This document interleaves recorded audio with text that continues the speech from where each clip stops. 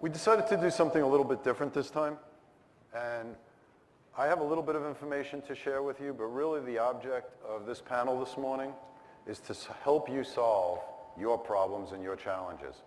So what I want to do is just give you a little background on, I think, where the industry is today, and then I'm going to have my panelists introduce themselves. They've all dealt with some of the challenges of integration and adoption that I assume all of you are facing, and hopefully they can give you some advice and some insights.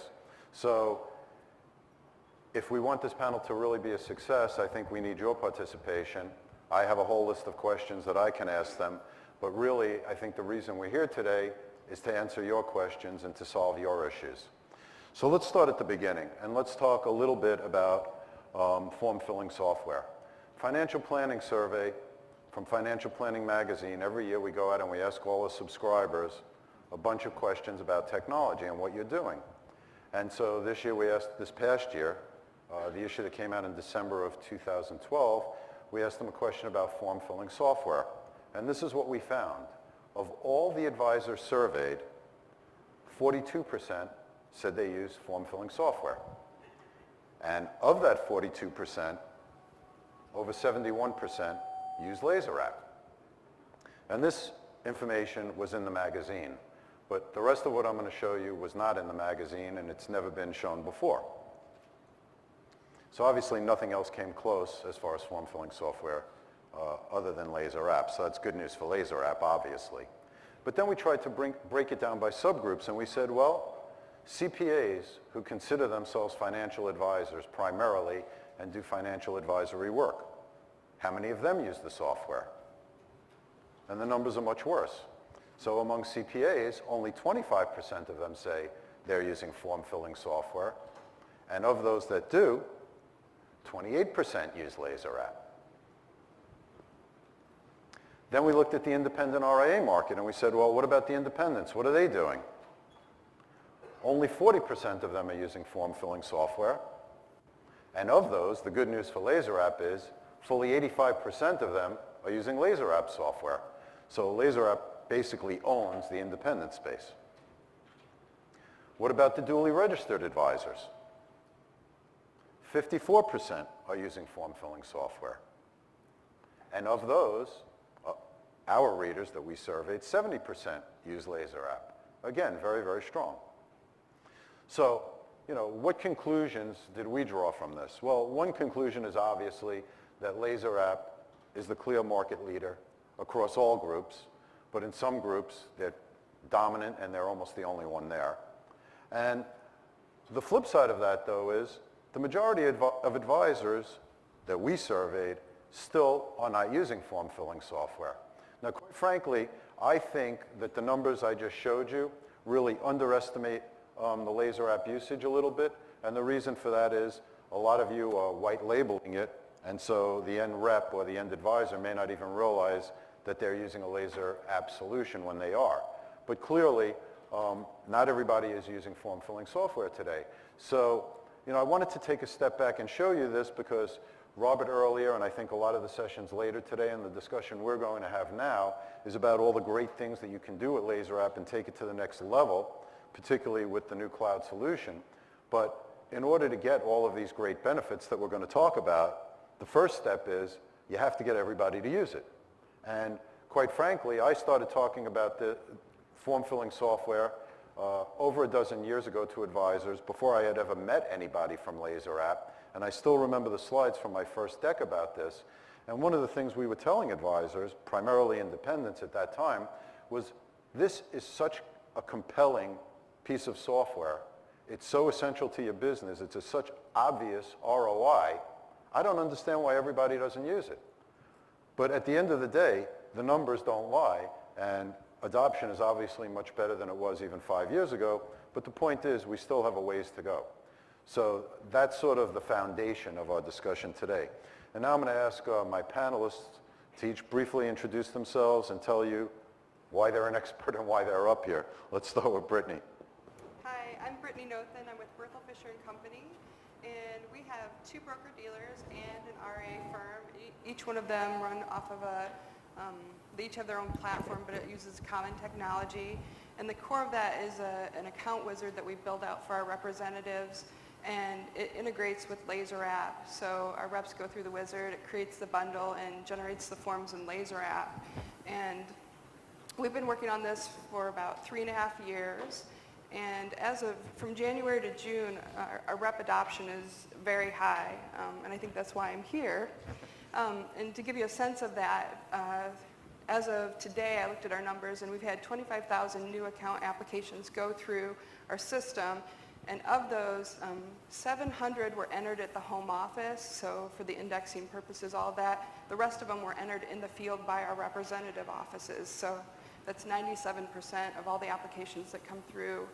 Our reps are doing that for us. So they're doing all the indexing, they're scanning and submitting all the paperwork, and that's coming into our back office for all of our workflows.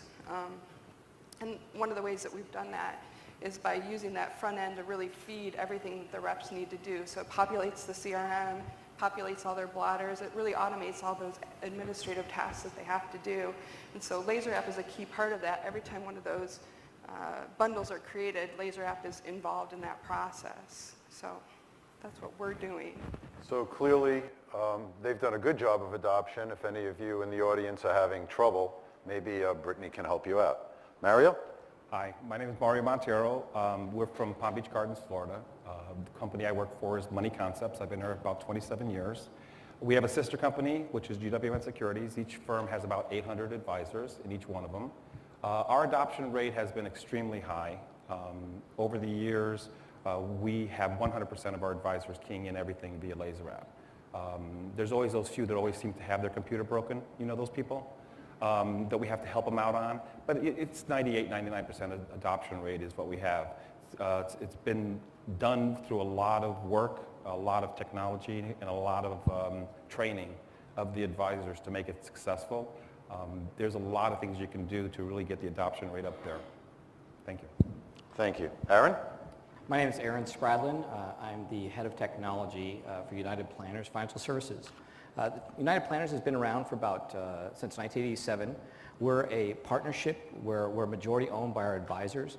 And the reason I tell you that is because that kind of drives the technology for United Planners. Because of our independence and highly independent nature of our advisors, United Planners has invested over the last 5 years and in partnership with Laser App and a lot of the vendors you see here to become the software glue to basically drive the integrations for our advisors. We've been on panels before, and their platform is a little more of a design where they kind of structure the advisor's platform for them, where our firm has been an innovator in the area of really allowing the advisors to do business where they want, and then essentially acting as a software glue to bring that into our account opening systems, compliance systems, imaging technology, workflows. And so some of what you saw Robert present earlier, we've designed software systems and abilities to basically allow our advisors to open accounts wherever they want, yet still process it through our systems. So that's why we're up here, is because of what we're doing in that space. Well, what I'm going to try and do with my questions is sort of break them down into two specific topics. One is sort of a more general overview of integration and adoption in general, and then some questions perhaps specifically targeting form filling software and Laser App. And again, we invite all of you to ask any questions you may have. But personally, one of the things that I believe, how do firms succeed in this? Why are these folks so successful? I think it really goes to their corporate culture and their strategy. So the first question I have for my panel is, what should the core objective of your broker-dealer technology delivery be? Brittany? For us, it has been rep adoption because of that account wizard process that we built out. That brings all of the information into our system that feeds all of our other processes. So Robert was talking today about, you have a lot of processes where things have to be re-entered. Well, basically everything that we need gets entered on that front end through the account wizard, and it feeds through to commissions, it feeds through to everything that we want to do. We push that through to National Financial to pass over our documents. So once you have that information gathered, you can do almost anything that you want. And so for us, that's been a key. We've really reached out to our representatives, encouraged them to use the software, help them understand why there's a value to it, and everything else really follows with that. It gives you a lot of leverage to be able to continue to build out the product, build on features. So that's really been the core for us. Do you have anything to add, Mario? When I started the firm about 26 plus years ago, technology at our firm was an IBM Select 3 typewriter. You remember those days? The reps were mainly insurance advisors. That's what they lived in, and those people love paper. They love yellow pads and pencils and pens. That's all they work in their environment. So I think the biggest challenge that we had to do is to re-educate all these people to be able to understand that their job can be actually less work, more fun. Because our goal that we always tell all of our advisors is your goal, your job is to service your clients. It's not to fill paperwork out. You should have an assistant to do that, but if you don't have one, you are your own assistant. So our number one goal was to educate it, and when we started developing our own imaging system and our own certain internal processes, we built it just like they had on the old-fashioned way. It was just the electronic version of it. And then we morphed it into what it is today. So the biggest challenge that we had was really educating the advisors that they can do it a different way, that it isn't the big bad word of technology. That was their biggest fear. More work, less efficiencies, right? More money, and they're never going to get to where they were before, because I'm sure you've heard it before. Why do I have to change if I can get it done now with this one piece of paper and this pen? Why do I have to change? Until they get audited, until they have to go back and look for stuff, they'll understand finally what technology did for them. And today they're all saying, God, I wish I had done this years ago. So it's really education. Aaron? Our perspective is a little somewhat different. So I started with the firm 5 years ago, and that was the day we became independent as a firm. So we're an independent firm, and I said to the advisors, being young, and most of them are 55 plus years old, older gentlemen, a young guy up there, and I said, I don't like technology. I'm kind of like, oh my God, who we hire? I like business solutions. And point of that is our platform is really about business solutions. Focusing on the independence of the advisors results in adoptions. So when we found that we focused basically listening to our advisors and what the problems and the gaps were in the technology they were using that were creating inefficiencies, we spent little dollars compared to building those technologies, solving those problems, integrating those technologies, and then essentially solving their business problems, which made them do it. So that is our strategy, and at the core of it was not to hide some type of hidden control or hidden, what's the word I'm looking for, like where you're hiding, you're basically taking away their independence through your technology. Yeah, and so we really wanted our technology to empower their independence so they can have a Redtail imaging platform and it's theirs, but yet we still control that, or any of the other vendors. So that's our model. Thank you. Mario, what drives your technology acquisitions in general, overall in the firm? Is it more of a top-down approach, a bottoms-up approach, or is it a combination of the two? He knows what I'm going to answer. Yeah. You better tell the truth. It's a tops-down with input from the bottom up. How does that sound? When we first started, we've been doing this for so long that we realized a long time ago that the advisors all come to you, right? And they all want you, ours are all independent. So they all say, you can't tell me what to do. You can't choose these things for me. Yeah, we can, kind of. And you'll see that eventually you can move them that route. Because what happens is, I was getting 20, 30 calls a week saying, Jim Smith wants you to review this software package. And you can't review 30, 40 packages a week. So what we did is, you're independent, you can do whatever you want. You can use whatever you want as long as it's FINRA approved. There's a lot of tools out there, people, that you might not realize that the output is not FINRA approved. Be very careful with those when you just allow reps to do stuff. We had to block almost 40% of the tools they were using because what was coming out was totally illegal, okay? So what we told them is, here, we'll choose what you want. We will, from the top-down approach that we're using, is we want integration to be the number one component. Everything has to integrate together. We will choose the main party of each category, and we will support that main party. You can choose anybody else, but don't call us for support. Does that make sense? Call the vendor for support. But if you want to have a seamless platform, you must choose Redtail. You must choose LaserApp. You must choose Investigo. These are the type of tools that we have that are already integrated, because we have to force the vendors to talk to one another, because a lot of times the vendors, unfortunately, will tell you that integration means single sign-on. Yeah. And single sign-on, I'm sorry, is not integration. Right. Single sign-on is a convenience that can become a nuisance. It's the most All right. understood word. So you have to really, that's why we drove it from top down, top bottom, from the top to the bottom, but we have to say that we did take a lot of feedback from the bottom and said, review these. And if they met the criteria to fit in that class, we chose those. I suspect you're a little different, Aaron. Yeah, it's funny. I have a different opinion, which is, probably why we're up here. So here's the challenge we face, to be brutally honest with you. The brokerage industry does not drive the investment advisory industry. We can't use brokerage as an excuse to tell advisors what to do. They're independent, and that's where the money's at. We got $4 billion in our investment advisory business, and that can all walk tomorrow. They don't have to be with us.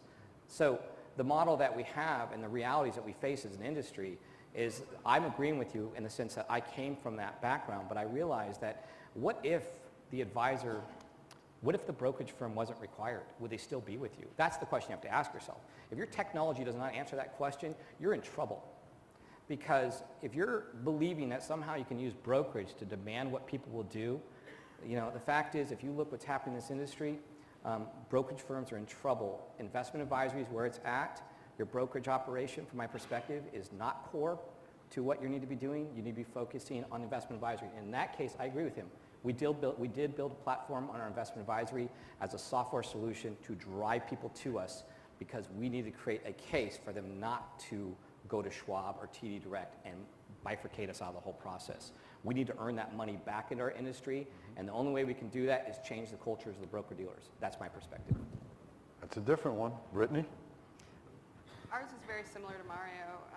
We have an advisory board that works with us, tells us what they're looking for, what they love, what they don't love, and we take that into advice when we're looking for new technology solutions. And our platform is really designed that we can plug in a lot of different pieces and components.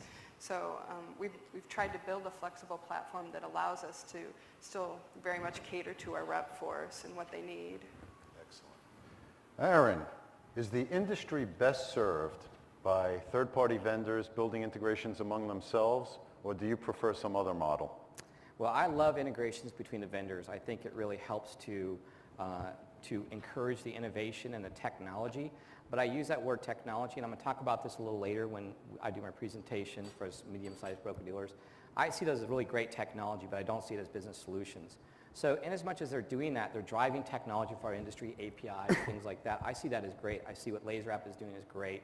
But I do really believe it takes firms like ourselves to go out there and really bring meaning to that. Because, like I'll talk about later, the reality is that if you look at what's happening, those integrations end up becoming what? An infinite loop if nobody's controlling it. Absolutely. What's really going to happen is do. That's what really that technology is going to do. We have to realize that. Who's going to decide who's on first? And that's what we're here to do, and we can all each do it differently. But I think that's really where it needs to happen. Either that or with independent people who decide as a software company to make those decisions for somebody. But I think we can do it better than the custodians, that's for sure. Brittany, do you agree or disagree? I agree. I want the vendors to do those integrations so that we can piggyback and pick the best ideas that they have and then go from there and build on top of it. But I think we also have a lot of great solutions that come up through our systems, through our experiences that we can feed back to those vendors. Mario, what about you? I agree with both of them. I think the biggest thing is that the vendors have to listen to us. We're the users. And a lot of times the vendors come to us with what they think we should have and has no sense of meaning to what we really want. So we spend a lot of wasted time waiting for vendors to come up to what we need. If they had just talked to us, we would have told them, and they would have been up years before they had come up with what we don't need.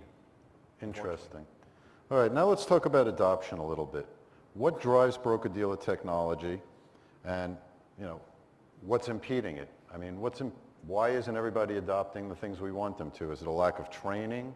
Is it something inherent to the technology itself? What can we do to get better adoption? Brittany? I think for us, what we've seen is one of the big driving forces behind technology is compliance needs. So from the back office perspective, a lot of what we're doing is trying to make sure that we're compliant, and that means that we have to roll things out to our representatives that often they don't necessarily like. So you talked about the education process, and I think that's really critical. We haven't enforced any of our technology. We haven't said you have to do it. We haven't done anything detrimental. Like if they don't put it through, we don't charge them. But we did a lot of direct hand-holding with our representatives. So what we did is we tried to identify different types of offices. So you always have your big producers who do most of the business. We went out and saw those folks, which is kind of a no-brainer. But we also tried to identify the folks who would be resistant to technology, and we would do one-on-one sessions with them. And we didn't just do one, we would do 3, 4, 5, because one session isn't going to do it, and the more you can get in front of one-on-one with those representatives, and the more you can do it in their offices. I know sometimes there are cost and time barriers to that, but you get them where they're comfortable and they're more open and receptive to learning the software. And I think the other really key piece of it that you touched on is the assistant component. If the rep offices have assistants, drive the adoption down to them, because those assistants really make those offices work. And if they love it and they realize they can't live without the technology, the rep's not going to care what you're doing. They'll care that what's happening for that assistant and how efficient they are and how well they're doing things for the representative. So those have been some of the keys that we've worked with. Very good. Mario? It's all about training. It's all about hand-holding. They're all babies. I'm sorry. Aren't they? Oh, it's just like, wow, wow, wow. You know what I mean, right? And we've heard everything from the dog ate the homework to, all those kind of stories, why they didn't get something in on time. But the biggest thing is training. It's educating them. And I'm wondering sometimes if those numbers you came up with your study, I can go into an office and say, do you have laser wrap? They're like, I don't know. Mary, do we have laser wrap? He goes, yeah, we use it every day. So I'm wondering if those questions are being asked to the proper people. Because some advisors might not even know what the tools they have in their office are, because their assistants are doing it all, right? So the big thing is if you train the assistants and you train the advisors, we hold webinars. We hold face-to-face meetings in 5 cities twice a year. And day 2 is all about technology. That's my day. So the marketing people tell them what they want, and then I bring them back to reality on day 2, right? So we tell them how to get it all done. It's true. How you get it all done by technology, and how the integration will make their lives easier. So to me, it's all about training.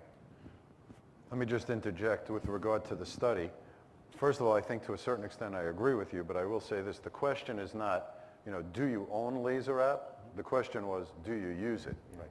Do you use it in your practice? Right. So they're 2 different things. Right. Some people may have it available to them, but not availing themselves of it, right, which again leads you to the same place, inefficiencies. Right. And that's what we're trying to correct here. Absolutely. Aaron? Yeah, so it's funny, I feel like I'm a Groundhog Day. We did this 2 years ago in a different forum, and we had some disagreements there. Let me say this, I agree with the training thing, but I'm going to tell you from my experience what I really found out. Training is obviously important, and I can't disagree with that. But the reality is why are they really not using it? And we have a real case scenario where we found this out for ourselves. What we found was the reason not using it is because it probably shouldn't be. It was inefficient, it was not right, and so what happened was we had a weird thing happen to us. All of our OSJs went to electronic review on their own without us asking them to do it. 85%. We had the 15% that we got to turn the computers on, but that's a different issue. So that 85%, why they do that was because we had listened to them and we had done it right. So I think a lot of the challenges we face is that my background's in compliance technology. That's why I was at Schwab doing that. So I understand compliance technology, and I see a lot of people are not compliant, and we use compliance systems as an excuse to make people miserable. And the reality is if you use compliance in the right way, it can actually empower and solve business problems. And that's one of the things that we focused on was how to build a compliance system. But the reason the advisors are not keying information in is because you're making them type it into their CRM, type it in here, and type it in here. You're creating their compliance because you wouldn't do that either. So that's really what's the adoption issue, is that you didn't make it easy. So if your account opening system is CRM and they've already keyed in the prospects there and it automatically opens the account, well, they'll do that. So I think that's really the adoption industry and our adoption issue in our industry historically. Then after you do that, for sure, the training and things like that. But you listen to a lot of firms, they like, well, we're not training enough, we're not training enough. And it's like, we all know why people aren't using it, because we wouldn't either. All right, well, I said this was going to be interactive, so let's ask the audience a question. How many of you have 95% or better adoption of Laser App? All right, no hands. So you know what that tells me? You must have questions for my panelists. Who wants to ask a question? We don't buy it. Yes, sir. How do you sell the sizzle of your platform? And what we find is we do vendor-specific trainings for Laser App and Berthel individually. Oh, thanks. Sorry, everybody. We find at Investors Capital we do vendor-specific trainings for different products we have in our platform, but where the advisors really learn that they need to adopt is through selling the sizzle. So do you have webinars or anything you do that show the entire suite integrating together? How do you approach that? Mario? We have an entire brochure of the whole, we call it Tech Edge. And the whole Money Concepts Tech Edge system, it goes through all the different processes. And we have vendor training, we have a lot of internal training, we have regional offices in every state. So we find a lot of success to have regional training at the regional location, even if a vendor comes in there or they teach themselves, because it's local. And then in every location that we train, we have one person who they all know hated it, but loves it now. And I always ask them, how do you like it, Bill? And Bill goes, oh my God, this is the best thing since sliced bread.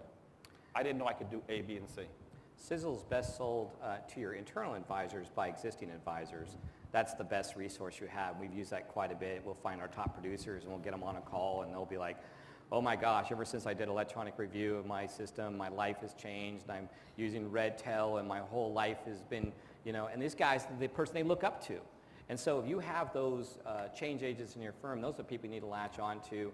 And then I think back to the other thing, so that's internal. Externally, boy, I'm telling you, we're not doing the greatest job of that. I think we need to do better. We've been doing white papers. We've been doing more of that type of stuff to tell our story. So we do have a white paper out there, and that's been helpful and truthful. And so that's kind of what we've done, but we could do better, I think, for sure. We just got a, like a firm to help you promote your technology and stuff. So PR we're firm? looking for outside help. Brittany? Two things that I think that have been successful for us. We don't really focus on the individual technology tools that plug in. We talk about the whole concept and show them, if you do this, it's going to save you this much time on the back end. So really focusing into what's going to be the value to them. And then we've spent a lot of time with our home office working with the different business units and showing them for each of the components, okay, here's the value that you're bringing to the field. Here's how the reps in the field are going to use it and get value out of it, because they'll call technology, they'll call their OSJs, they'll call other people, but they have those people in every business unit that they talk to, that they trust. And so if you can have those folks that are the trusted members talking about it, even if they're not in technology, that goes a really long way. It's like what you said, it's rep to rep, but it's also, who's their favorite person in the home office. Is tie it to one thing. This is a client engagement tool, and that's what we've been able to say to them. What's the point of that? We're so streamlined that your staff are going to actually be able to go out and actually sell. That's what this accomplishes. So a tagline, and being able to support that tagline, we work with Finance Logics. We've deployed a client engagement tool for you. We're now investing in the way you interact with your clients, and we've been able to now take those resources and dedicate them to that because of what we've done with Laser App and Redtail and these other technologies and creating these efficiencies for you. We can help you reallocate those resources to what you're here to do and what you're supposed to be paying these people for. That's Sizzle, and if you tell that story when they come in your office, you can support that story, you'll grow. Yeah, Sizzle also is the bottom line. And when we survey advisors about, what they're struggling with things like time management, they're struggling with things like workflow. They basically need to create more time to spend more time in front of clients and less time filling out forms and doing other back office work. So I think if you show advisors the bottom line and how compelling the ROI is, that's one answer. And on the sizzle side, once you get into the cloud and you have a cloud version, all of a sudden it's mobile, and it's iPad, and it's iPhone, and that is sizzle for advisors. So I think there's, you know, an ROI story there, and there's also sort of a mobile sizzle story. Electronic signatures, you know, that's sizzle. Joe? Yeah. There's one other thing too that we found out, you know, our adoption rate's in the high 90s, right? When we first started this, our adoption rate was down in the teens until we put skin in the game, until they had to pay for the services as a package. Once we did that, it started having at first you get the calls as, how dare you charge me for this? This is what you should be doing, right? But then that goes away real fast. It's a lot faster than you might think. If you're scared about that, don't really be scared about that. We're still showing them that you're paying 15 to 20% of the cost of all these packages should you have gotten it on your own, because there's a huge discount savings by doing it with us. So until they got the skin in the game, and we did it over a 3-year program of increases, they knew it from day one. This is the first, the second, and the third, and the final. There's 16 tools in our package, our Tech Edge package. So once they had skin in the game, they became much more interested in learning how to use it, because now they were spending it. So don't be afraid of that. A lot of people are afraid of that I talk to. Yeah, I agree. Other questions? Yes, sir. Just wait for the mic, please. Hi. When you talk about introducing new technology to an advisory practice, do you find you get more traction by introducing that technology, let's call it from the top down, from the advisor who feeds it to the support staff? Or do you find that you'd like to show it to the support staff and demonstrate the value add in streamlining the practice there and have them bring it forward to the advisor? Oh, good question. We work a little different in that. Every technology, like I told you, the 16 in our tool, every technology, when it was launched, before it was launched, for 6 to 9 months, we launched it to key offices across the country. We literally chose a large, very large advisor, you know, multi-million-dollar producer. We chose a small advisor. We chose a one-man advisor. We specifically chose all different types, because that's our model, right? It's everybody. You can't just please the big guys and forget about the little guys. They make money too. So we literally chose it. So then they gave us complete feedback over 6 months, and we called them every week. What do you think? Oh, I didn't use it. Well, use it. You're on our beta test team. We want to know before we commit. That made a huge difference, because when we didn't implement it, everyone out there knew that these group of people of their own kind were the ones who kind of sealed the approval. So it made a huge difference that way for us. Had an observation that I think the premise in this room sometimes is the advisors who are the ones who are resistant to change, and I would like to challenge that premise. I would actually suggest to you it is not the advisors. In fact, we find the advisors always like, yes, thank you, thank you. What is the real, who knows the answer to who really is the problem? The admin. That's right. They're the entrenched people. They have stake in it. This is their life. They've done it their way. You're coming in and you're moving their cheese. And a lot of times the advisors don't have the ability to tell their admins what to do. It's amazing who really runs that. It's kind of like my house with my wife. I mean, who really runs this thing? And if you run in most offices, you'll find very, very powerful, very thoughtful office administration people who have it their way, and they're going to do it their way, and you're moving their cheese. So I think that's the challenge, is that what we do is we sell it to the advisors to get their support, and they're usually very easy to sell it to. And then we engage through admin workshops, we have an admin workshop where they come get training. We go and we have a monthly admin call to get the admins on the phone, tell them about things way in advance, keep them informed, you know, and help them feel engaged in the process. And I think you'll find when you come out to it, there'll be a lot more like feeling like they can adopt it. It's just a reality of having to manage your admins. That's my perspective. And I would add something to that. I do a lot of consulting in advisory firms, and when you go into an individual advisory firm and you're preaching, you have to get more efficient, you need more technology, those people, the entrenched people, what's their fear? You're not going to need me anymore. Right. Exactly. I'm going to lose a job if I adopt this technology. Right. And so you really have to do a lot of education at the individual office level saying, no, we're going to grow our business. Right. We want to promote you to a higher use. Right now, you're just a paper pusher. That's right. We want to, you know, give you something where you can bring more value to the firm. We're not going to replace you. That's absolutely right. Brittany. I would say, you know, we also did about 6 to 9 months of beta testing before we rolled it out to the field, and we used it in the home office to run all of our business. So we put everything in, and then we engaged our beta group, and what we saw happen was we had about 20 offices that we used, and about 3/4 of those, well, all the reps said, oh yeah, we're totally in, we want to do this, we're excited.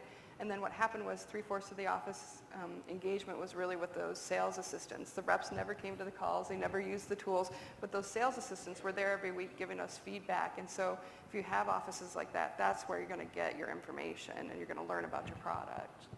Good. Other questions? All right, I want to ask one because I definitely want to get to this. You know, my panelists are up here because they do have high adoption rates, so they've solved sort of the first piece of the puzzle. I'm sure you're all very excited about Laser App Anywhere and what it can do. So what are your thoughts on how you are going to empower your advisors further with this new technology? Start with you, Brittany. We just in the last month have gone through the process of working on the development, and I would say if you've already done the first phase, they're absolutely right.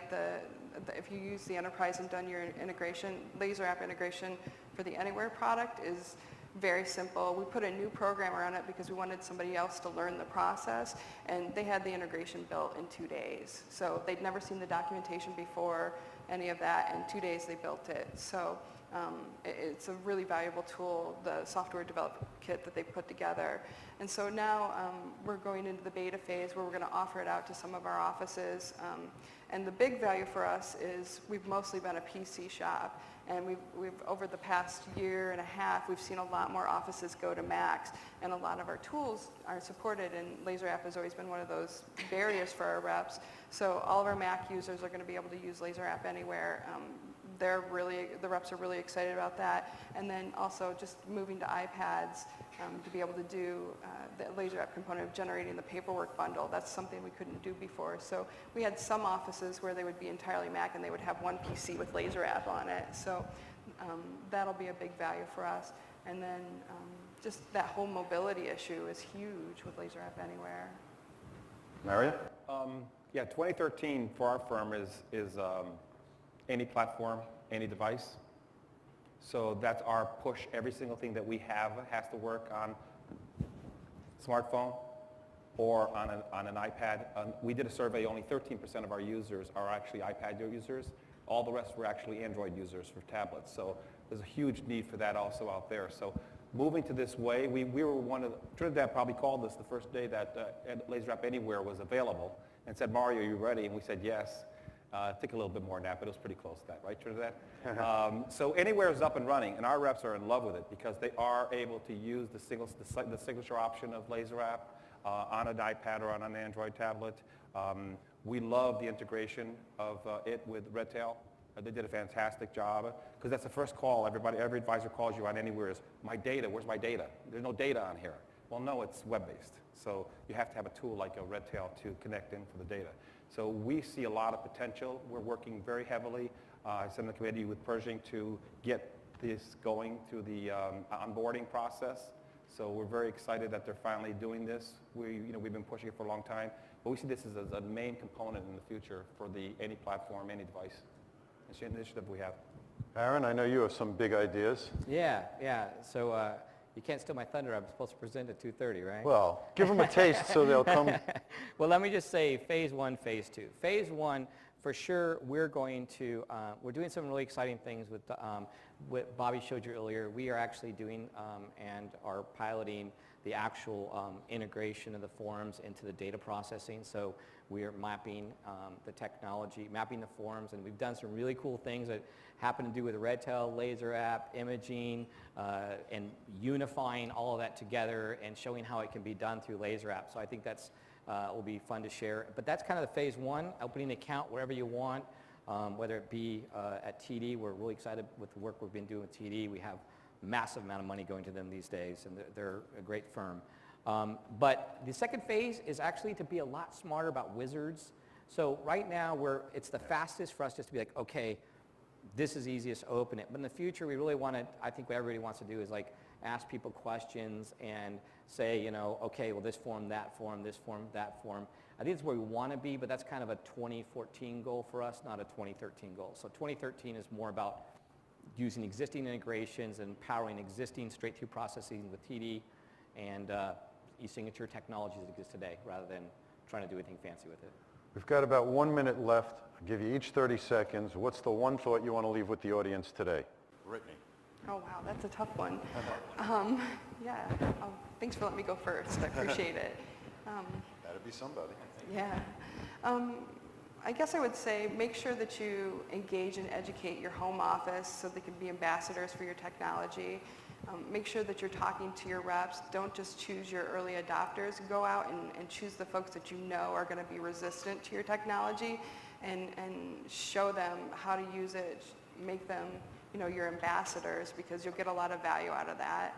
And just be open and adventurous with your technology. If you can get a programmer on staff, it's going to make a huge difference for you, for your ability to integrate things. If you don't have one, look for those resources elsewhere by talking to us and seeing if there are other ways that you can do it without a programmer. Mario? Don't be afraid. It's my number one thing I would like to say to everybody, because I think everybody's afraid of what technology could do. It can actually make your life easier, and the reps will actually thank you in the long run. So, don't be afraid to take the leap. Skin in the game. I've always said that skin in the game makes a huge difference to the advisor's adoption. And be on top of the vendors, because the vendors need to know what we need. Don't just accept what they think we need. All right? Aaron, 30 seconds. 30 seconds. We're in the midst of a revolution, and we're continuing to be in the midst of a revolution. This revolution means one thing to you. It means that the business with little amount of money can accomplish huge things, and you can compete with LPL. You can compete with anybody with few dollars. The reality is there are amazing potentials out there for you to manage your market segmentation with these technology vendors that are here, especially with LaserApp and what they've done recently. It is an open season on innovation, and if you just change your culture and focus on how to innovate with these technologies, you'd be amazed what you could accomplish. I want to thank my panelists. I want to thank LaserApp for letting us do this, and I want to thank all of you.